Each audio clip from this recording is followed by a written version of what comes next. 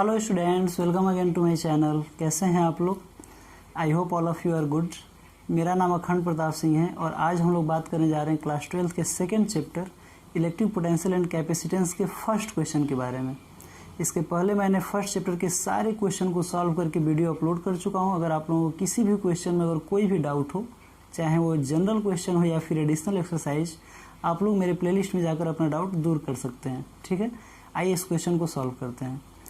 तो क्वेश्चन ये कह रहा है कि टू चार्जेज 5 × 10 की पावर -8 कूलम एंड -3 × 10 की power -8 coulomb are located 16 centimetre apart. At what point on the line joining the two charges is the electric potential 0।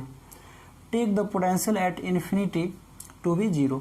कह रहा है कि दो चार्ज है 5 × 10 की पावर -8 कूलम और -3 × 10 की पावर -8 कूलम। कह रहा है कि दोनों चार्जेज को 16 सेंटीमीटर की दूरी पे रखा हुआ है और उन दोनों की को ज्वाइन करने वाला जो लाइन होगा उस पे कहाँ पे इलेक्ट्रिक पोटेंशियल की वैल्यू 0 होगा। और यहाँ पे जो इंटरेस्टिंग बात है कि यहाँ पे पॉइंट के साथ एक ब्रैकेट में S लिखा हुआ है। इसका मतलब ये है कि वो पॉइंट एक सिंगल पॉइंट भी हो सकता है और एक से अधिक पॉइंट भी हो सकता है।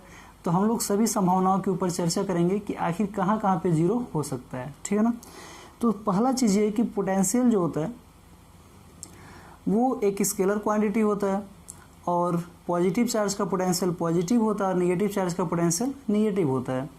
तो कहीं पे भी पोटेंशियल तभी 0 होगा या तो किसी चार्ज से वो इनफाइनाइट दूरी पे हो या फिर दो चार्ज हो और एक पॉजिटिव चार्ज हो और एक निगेटिव चार्ज हो। और जिस पॉइंट पे इलेक्ट्रिक पोटेंशियल 0 होगा यानी कि पॉजिटिव चार्ज के द्वारा वहाँ पे जो पोटेंशियल क्रिएट होगा और जो निगेटिव चार्ज के द्वारा वहाँ पे पोटेंशियल क्रिएट होगा वो दोनों इक्वल और अपोजिट होगा, तभी तो 0 हो पाएगा। ठीक है, तो कहाँ पे 0 होगा तो इसका थोड़ा सा अगर हम लोग थोड़ा सा इमेजिन करें तो इस चीज़ को समझने में आसानी होगा कि जो जिस चार्ज का मैग्नीट्यूड बड़ा है उसके आसपास मैग्नीट्यूड 0 नहीं हो सकता है। क्यों नहीं 0 हो सकता है? कि जो भी चार्ज बड़ा है ना उसका पोटेंशियल उसके आसपास ज़्यादा होगा और जिस चार्ज का मैग्नीट्यूड छोटा है उसका आसपास पोटेंशियल कम होगा।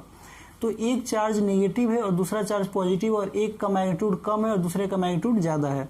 तो जहाँ पे भी पोटेंशियल 0 होगा वो निगेटिव और स्मॉल मैग्नीट्यूड वाले चार्ज के पास ही 0 होगा। ऐसा क्यों होगा? वो इसलिए होगा क्योंकि जो निगेटिव जो स्मॉल मैग्नीट्यूड वाला जो चार्ज है उसके आसपास जब पॉजिटिव चार्ज हम दूर चलते जाएंगे तो जैसे जैसे दूरी बढ़ती जाएगी वैसे वैसे पोटेंशियल कम होता जाएगा। तो बड़ा वाला चार्ज का जो ज़्यादा मैग्नीट्यूड उसके आसपास था वो थोड़ा दूर जाने पे वो भी कम हो जाएगा और निगेटिव और जो छोटा मैग्नीट्यूड वाला चार्ज है उसका भी वहाँ पे मैग्नीट्यूड कम हो जाएगा और एक पॉजिटिव चार्ज है दूसरा निगेटिव है तो वहाँ पे इसकी वैल्यू 0 हो जाएगी। ठीक है ना। तो आइए थोड़ा सा इसको हम लोग ग्राफिकल मेथड से भी समझ लेते हैं। तो दो पॉइंट है, एक यहाँ पे P रख लेता हूँ और यहाँ पे Q रख लेता हूँ। ठीक है ना। इन दोनों पॉइंट के बीच का जो सेपरेटिंग दूरी है वो 16 सेंटीमीटर है। कितना है? 16 सेंटीमीटर। अगर हम इसको मीटर में चेंज करें तो लिख सकते हैं 0.16 मीटर। ठीक है ना। यहाँ पे Q1 को रख लेते हैं और Q1 कितना है? 5 × 10 की पावर -8 कूलम। और यहाँ पे Q2 को रख लेते हैं और Q2 कितना है? -3 × 10 की पावर -8 कूलम। ठीक है ना। तो जो इसका मैग्नीट्यूड कम होगा उसी के आसपास पोटेंशियल 0 हो सकता है। ठीक है ना, क्योंकि यहाँ से हम दूर चलते जाएंगे तब बड़े वाले का मैग्नीट्यूड थोड़ा कम आएगा और छोटे वाले का मैग्नीट्यूड वहाँ पे इक्वल होने की संभावना रहेगी। तो या तो इधर भी हो सकता है और इधर भी हो सकता है, दोनों साइड में हो सकता है, क्योंकि दूसरे साइड में भी पॉजिटिव जो बड़ा वाला जो चार्ज है उसका दूसरे दूर तक जाएंगे तो उसकी वैल्यू कम हो जाएगी और वो इतना कम होगा ताकि इसके द्वारा जितना मैग्नीट्यूड हो वो दोनों आपस में क्या हो जाए? इक्वल हो जाए और फिर वहाँ पे इक्वल और अपोजिट होने की वजह से पोटेंशियल क्या हो जाए? 0 हो जाए। तो पहले दोनों के बीच में निकाल लेते हैं और फिर दोनों छोटे चार्ज के दूसरे साइड में निकाल लेते हैं। ठीक है ना। तो यहाँ पे एक पॉइंट मैं A ले लेता हूँ जो कि P से x डिस्टेंस पे है। ठीक है ना, x मीटर। और ये Q से कितना हो जाएगा? तो Q से हो जाएगा 0.16 - x। ठीक है ना, क्योंकि टोटल डिस्टेंस कितना है? 0.16। तो ये जो छोटा वाला डिस्टेंस है वो कितना हो जाएगा? 0.16 - x। ठीक है। अच्छा, तो ए पॉइंट पे जो पोटेंशियल का सम होगा V1 + V2 ये 0 होगा। ठीक है। और V1 की वैल्यू कितना हो जाएगा? तो V = होता है, आप लोगों को पता होगा पोटेंशियल का formula 1/4 pi epsilon naught Q upon R होता है, ठीक है ना। तो यहाँ से V1 को अगर लिखें तो Q1 चार्ज हो जाएगा और 1/4 एप्सिलॉन नॉट की वैल्यू 9 × 10 के पावर 9 होता है और Q की वैल्यू कितना है तो Q1 5 × 10 के पावर -8 है अपॉन यहाँ से इसकी डिस्टेंस कितना है x, यही तो निकालना है कहाँ पे 0 होगा।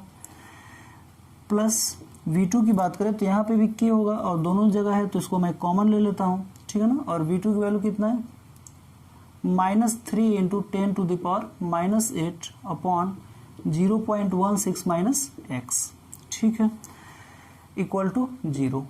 तो ये इधर जाके डिवाइड होगा तो इसकी वैल्यू 0 हो जाएगी और यहाँ पे 10 के पावर -8, यहाँ पे भी 10 के पावर -8 है तो इसको भी कॉमन कर लेते हैं।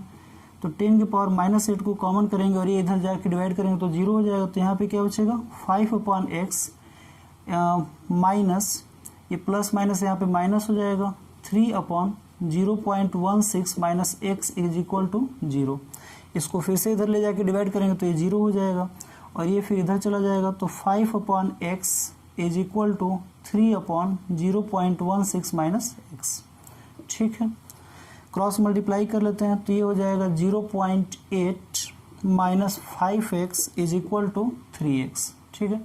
तो 0.8 इक्वल टू ये इधर आ जाएगा तो 8x हो जाएगा और x इक्वल टू आ जाएगा 0.8/8 यानी कि 0.1 मीटर, यानी कि इसको हम 10 सेंटीमीटर भी लिख सकते हैं, ठीक है। तो यहाँ से x की वैल्यू मिल गया कि 10 सेंटीमीटर पे इसकी वैल्यू क्या हो जाएगी 0 हो जाएगी। अगर q से इसका डिस्टेंस पता करना है तो 16 में से माइनस कर दो, 16 सेंटीमीटर से 10 माइनस कर दोगे तो ये आ जाएगा 6 सेंटीमीटर। तो q से 6 सेंटीमीटर की दूरी पे 0 होगा और q1 से 10 सेंटीमीटर के बीच की दूरी होगा, ठीक है ना। तो आप लोग इसका स्नैपशॉट ले लो ताकि मैं दूसरे साइड में लिख सकूं, ठीक है।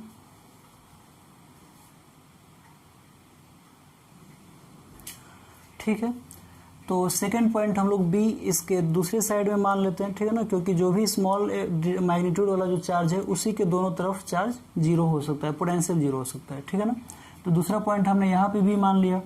तो P से इसकी डिस्टेंस को मैंने x मान लिया तो Q से इसका डिस्टेंस कितना हो जाएगा तो यहाँ से यहाँ तक तो 16 है, 16 सेंटीमीटर है, मतलब 0.16 मीटर है। तो ये जो डिस्टेंस होगा वो टोटल में से इसको माइनस कर देंगे तो निकल जाएगा, यानी कि x माइनस 0.16 मीटर हो जाएगा। तो अब पॉइंट बी पे निकाल लेते हैं, एट पॉइंट बी। अब बी पॉइंट पे पोटेंशियल निकाल लेते हैं हम लोग, तो कितना हो जाएगा V1 plus V2 equal to 0 कर लेते हैं वहाँ पे भी, ठीक है। तो कितना हो जाएगा K और Q1 की वैल्यू कितना है, ये Q1 अपॉन R1 लिख देते हैं plus K Q2 upon R2 equal to 0। तो K की वैल्यू होता है 9 × 10 के पावर 9, ठीक है ना, दोनों जगह से कॉमन कर लेते हैं K को। और Q1 कितना है 5 × 10 के पावर -8 अपॉन यहाँ से अब की बार R1 x है, ठीक है ना, प्लस Q2 की वैल्यू कितना है -3 × 10 के पावर -8 अपॉन R2 कितना है x minus 0.16 metre equal to 0। तो इसको यहाँ से फिर से डिवाइड करेंगे पिछली बार की तरह तो 0 हो जाएगा और यहाँ पे 10 के पावर 8 10 के पावर -8 को कॉमन कर लेते हैं, ठीक है ना। तो कितना बचेगा यहाँ पे 5/x माइनस हो जाएगा, ये प्लस माइनस यहाँ पे क्या होगा 3/x minus 0.16 is equal to 0। ये इधर जाके डिवाइड कर देंगे तो फिर ये इक्वल टू हो जाएगा 5/x equal to 3/x minus 0.16, ठीक। तो इसको क्रॉस मल्टीप्लाई कर लेते हैं तो ये कितना हो जाएगा 3x इज इक्वल टू 5 से मल्टीप्लाई करेंगे तो 5x माइनस 0.8 हो जाएगा। ये अगर इधर आ जाएगा तो 5x, ये 3x minus 5x equal to minus 0.8 हो जाएगा। तो माइनस से मल्टीप्लाई कर लेंगे तो ये 5x minus 3x equal to 0.8। तो ये कितना हो जाएगा ये 2x इक्वल टू 0.8। तो x इक्वल टू 0.8/2 यानी कि 0.4 मीटर। अगर इसको सेंटीमीटर में लिखें तो 40 सेंटीमीटर, ठीक है ना। तो x की वैल्यू है, मतलब कि यहाँ से 40 सेंटीमीटर की दूरी पे अगर हम लोग जाएंगे तो पोटेंशियल 0 हो सकता है। अगर आप लोग चाहो तो यहाँ से निकाल सकते हो, तो 40 में से अगर 16 सेंटीमीटर को अगर हम लोग माइनस कर लेंगे तो Q से भी इसका डिस्टेंस मिल जाएगा, जो कि अगर Q से डिस्टेंस चाहिए तो 40 माइनस 16 कर सकते हैं। कितना हो जाएगा, ये 4 हो जाएगा और ये यहाँ पे 24। तो यहाँ से 24 सेंटीमीटर की दूरी पे 0 होगा और यहाँ से 40 सेंटीमीटर। तो आई होप आप लोगों को ये क्वेश्चन का सलूशन पसंद आया होगा। Thank you very much. जय हिंद।